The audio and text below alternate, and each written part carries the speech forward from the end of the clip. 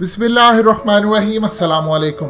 Trump ने last year Modi के साथ मिलकर बड़े जलसे किए। मोदी हर वक्त नमस्ते ट्रंप करता रहा ताकि पाकिस्तान और चाइना को बताता रहे कि देखो अमेरिका मेरी जेब में है, अमेरिका मेरी मुट्ठी में है, ट्रंप मेरी मुट्ठी में है, मैं जब चाहूँ जो मर्जी कर सकूं। और उसके अलावा जितना ट्रंप का और उसके खानदान का बिजनेस भारत में है, दुनिया में कहीं नहीं होगा।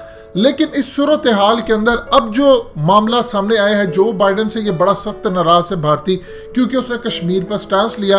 ये कहते थे हम ट्रंप के साथ है। लेकिन मजीद डिस्कस करने से पहले इस वीडियो को लाइक करें, हकीकत टीवी को सब्सक्राइब करें और बेल आइकन पर जरूर क्लिक करें। एक तरफ तो पूरी दुनिया के अंदर खास तौर पर मुसलमानों में एक बात पाई जा रही है कि जो बाइडेन ने ट्रंप के साथ जब डिबेट चल रही थी तो उसे पूछा गया कि आपने $750 टैक्स दिए हैं, तो उसने कहा नहीं। उसके बाद जो बाइडेन ने कहा हम इसको लेकर आएंगे सामने, और फिर उसने इंशाल्लाह का वर्ड यूज किया। इस पर तो आपको वो क्लिप दिखाते हैं जिसके अंदर ये सब कुछ हुआ। अरब बड़े खुश है, खासतौर पर मुसलमान, कि देखिए जो बाइडेन ने इंशाल्लाह का वर्ड यूज किया और पूरी दुनिया में हेडलाइंस बनी है, तो मुसलमानों का हमदर्द है। ये ट्रिक्स क्या होते हैं ये सारा कुछ आपको बताते हैं।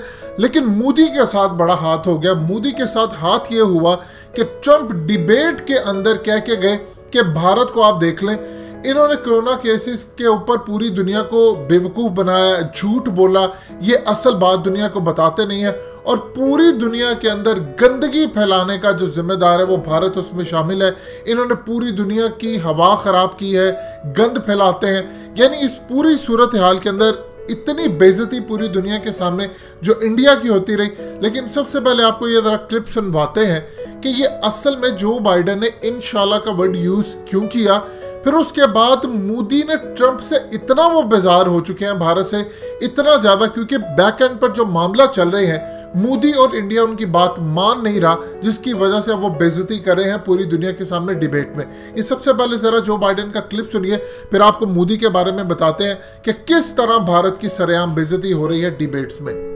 As you well know, there's a new report that in 2016, the year you were elected president, and 2017, your first year as president, that you paid $750 a year in federal income tax each of those years. I know that you pay a lot of other taxes, but I'm asking you the specific question. Is it true that you paid $750 in federal income taxes each of those 2 years? I paid millions of dollars in taxes, millions of dollars of income tax. And let me just tell you, there was a story in one of the papers. I paid $38 million one year. I paid $27 million Show us your tax one year. returns. I went, you'll see it as soon as it's finished. You'll see it. You know, if you want to do, go to the Board of Elections. There's a 118-page or so report that says everything I have, every bank I have, I'm totally under-leveraged because the assets are extremely good, and we have a very, I built Sir, a great I'm asking company. you a specific question, which But is... let me tell you... I understand all of that. Release your I tax understand all of that. return. No, Mr. President, Go ahead. I'm asking you a question. Will you tell us how much you paid in federal income taxes in 2016 and 2017? Millions of dollars. You paid millions of dollars? Millions of dollars, So yes. not 750? Millions of dollars, and you'll get to see it. And you'll get to see it. But let me just tell you, and you'll get to see it. But let me just tell you, Chris, let me just tell you something that... आपने सुना। अब इस सूरत हाल में एक चीज समझ ली। देखिए Joe Biden ने क्लियरली एक मुसलमानों का वोट कैप्चर करने के लिए ये बात कही। देखिए इंशाल्लाह का वर्ड इसलिए यूज किया जाता है कि एक आम मुसलमान जब कोई गुफ्तगू करता है तो वो हमेशा कहता है, कुरान मजीद में भी इसका जिक्र है कि आप ये कहा करें इंशाल्लाह अगर अल्लाह ने चाहा, यानी अगर अल्लाह की मर्जी हुई तो ये काम होगा, वरना नहीं होगा। हमारे यहाँ पर तो इसका बड़ा मिसयूज़ किया जाता है। जब किसी ने कोई काम ना करना हो तो वो ये करता है, जबकि आप इसको सच्ची नीयत के साथ कहते हैं कि मेरी एफर्ट 100% होगी, उसके बाद अगर अल्लाह पाक की मर्जी हुई तो ये काम होगा, वरना नहीं होगा। ये तो उसने पूरी कोशिश की मुसलमानों का वोट अपनी तरफ करने के लिए।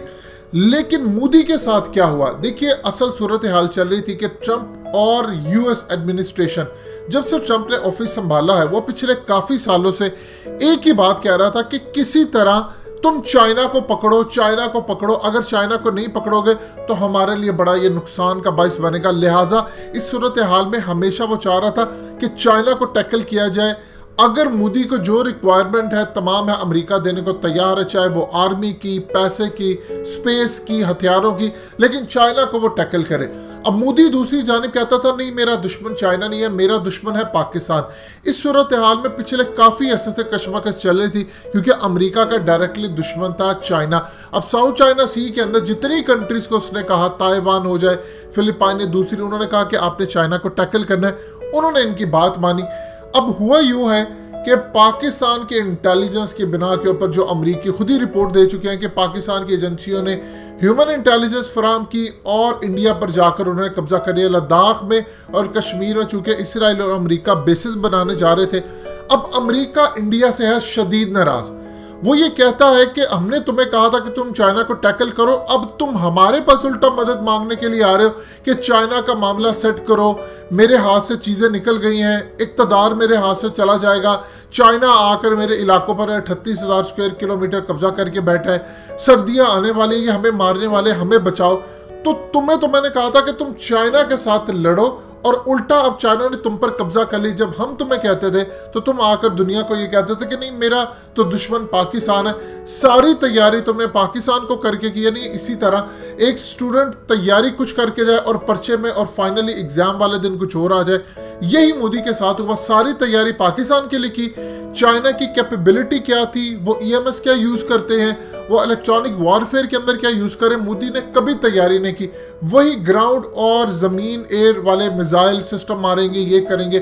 चाइना इससे कई गुना ज्यादा आगे निकल चुका है। वो इलेक्ट्रॉनिक जैमर्स के साथ काम करता है, वो ऐसे वेपन्स इस्तेमाल करता है जिससे आपका पूरा एयर डिफेंस सिस्टम जैम हो जाए, जिससे आपके जहाज का पूरा सिस्टम हिल जाए।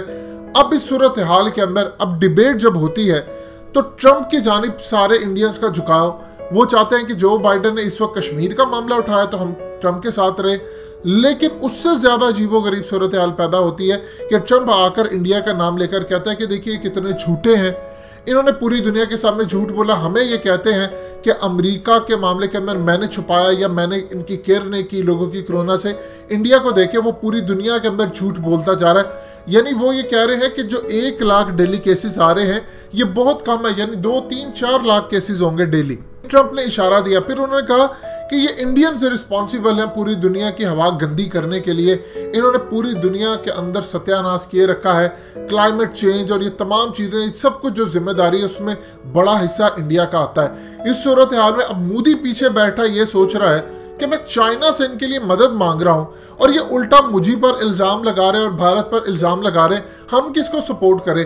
अब इंडियंस जो इस वक्त अमेरिका के अंदर रहते हैं या ख़ास तौर पर दुनिया के अंदर से जो कि ट्रंप की कैंपेन के अंदर इन्वेस्ट भी कर रहे हैं और भारत की एक बड़ी लॉबी रहती है अमेरिका में, वो ये सोच रहे हैं कि अब ये सूरत हाल है कि फ्रंट के ऊपर ट्रंप इतनी बेइज्जती कर रहा है मोदी की और इनकी सबकी, तो बैकएंड के ऊपर ऑफ द रिकॉर्ड ये क्या हाल करता होगा। लिहाजा इस सूरत हाल के अंदर इनके पास समझ नहीं आ रही कि जाना कहाँ है, कि हम ट्रंप के पास जाए। कुछ हालिया जब इन्होंने कहा हम एंटी मलेरिया की दवाई नहीं देंगे तो डोनाल्ड ट्रंप ने ऐसी धमकी लगाई कि 24 घंटे के अंदर अंदर उसने कहा कि हम इनको जवाब देंगे भारतीयों को, हमने इन पर इतने एहसानात किए और ये हमें इनकार करते हैं।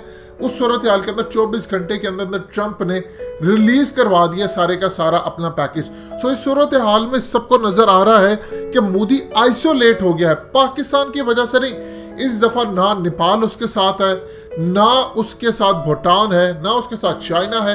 पाकिस्तान से वैसे उसकी लड़ाई है। अफगानिस्तान में उसका बोरिया बिस्तर मुकम्मल तौर पर गोल हो चुका है। लिहाजा कुल मिलाकर जो भी मामला इस वक्त चल रहा है वो इनके लिए खतरनाक पैदा हो गया और मोदी की सरेआम दुनिया भर में बेइज्जती हो रही है।